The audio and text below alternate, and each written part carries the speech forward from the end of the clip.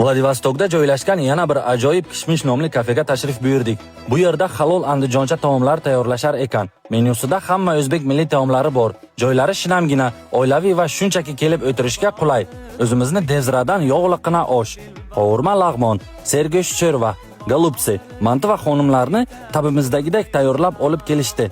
Eshitishimiz bo'yicha andijonlik akalar ovqatlarni achchiqsiz tasavvur qilisha olmas ekan.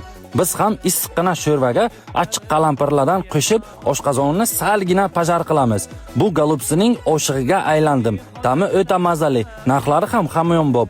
Bu yerda qovurma lag'monni ham sindirib qo'yishar ekan. Go'shtlari o'zimizning mahalliy halol mol go'shtidan sveji qilib tayyorlanar ekan. Oshpalovni qoshiqda yeydiganlarga tushunmayman. Yengimizni shimarib, qo'l bilan bosamiz. Bay, o'zbekni oshi barcha yeyiladigan etaplardan o'tishini bilarmidingiz? Ya'ni qaynatiladi, qovuriladi, dudlanadi va bug'lanadi. Bunaqa ovqat hech qayerda yo'q menimcha. Endi esa xonim va mantilarni mazasini ko'ramiz. Manti vobshe yorvor ishim bo'libdi-ku.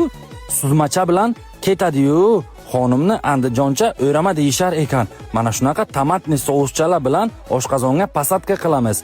O'zbek milliy taomlarini mana shunaqa mazali va hamyonbop qilib tayyorlaydigan Kishmish kafega o'z minnatdorchiligimizni bildirib qolamiz. Manzil Ruskaya 65G, Bagration Kalso to'g'risida, doner kebab yuqorisida joylashgan.